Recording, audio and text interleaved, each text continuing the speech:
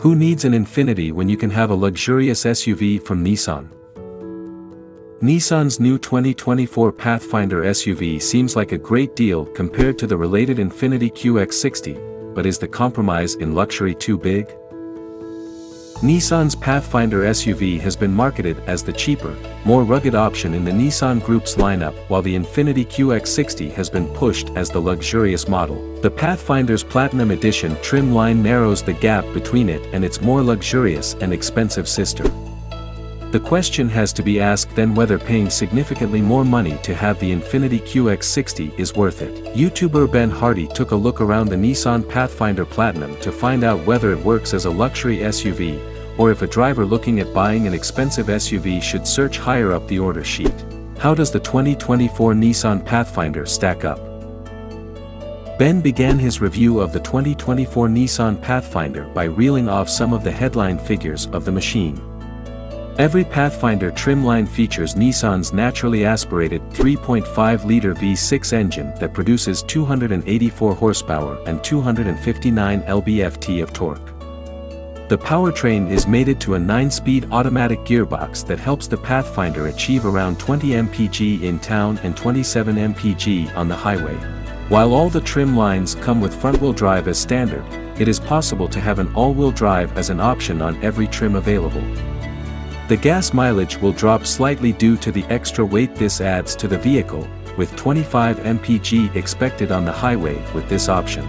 These figures are matched very evenly with the Infiniti QX60, though the 3.5 V6 motor in this model has been tweaked slightly to produce more power at 295 horsepower. This results in slightly worse fuel economy compared to the Pathfinder, though only by about a single mpg on the highway.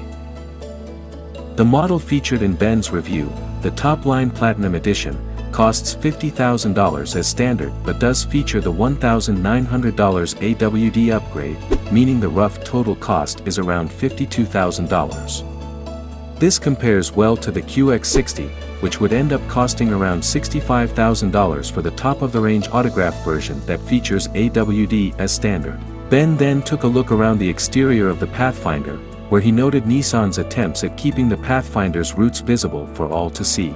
The large roof rack is the most obvious hint that Nissan wants the Pathfinder to be seen as a rugged vehicle, as is the overall boxy design of the car that features chunky black plastic fender flares.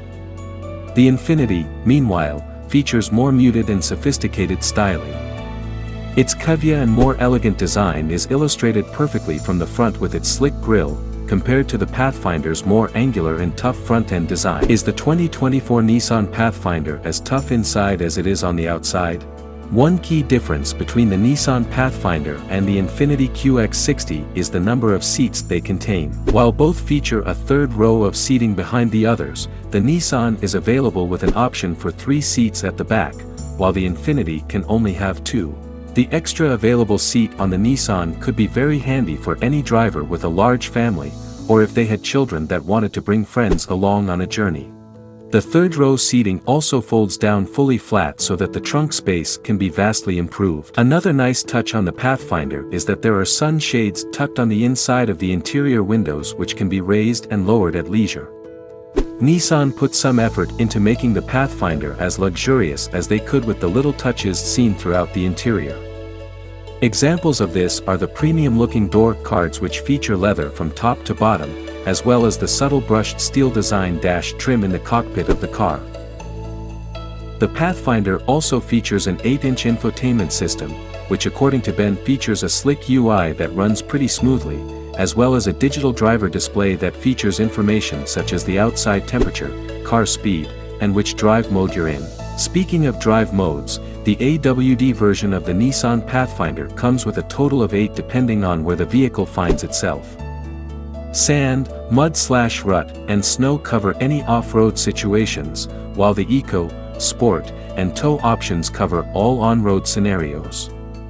There is also an automatic setting where the car will decide which mode is best depending on how it is performing. The Infiniti QX60 Autograph meanwhile, features pretty much the same kit as the Pathfinder Platinum. The main differences as far as the interior is concerned can be seen with the liberal use of leather throughout the cockpit of the QX60. What is the difference between Nissan and Infiniti?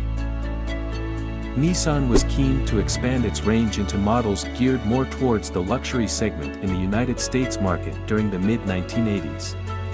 The Japanese manufacturer was always better known for models that fell more into the budget segment, so to give their uprated vehicles more street cred, they decided to create a new brand altogether.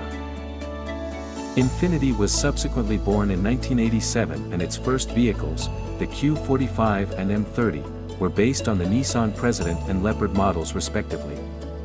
The lower prices of these cars compared to the likes of Honda's luxury brand Acura, and European brands such as BMW and Audi immediately established it as a major player in the luxury vehicle sector.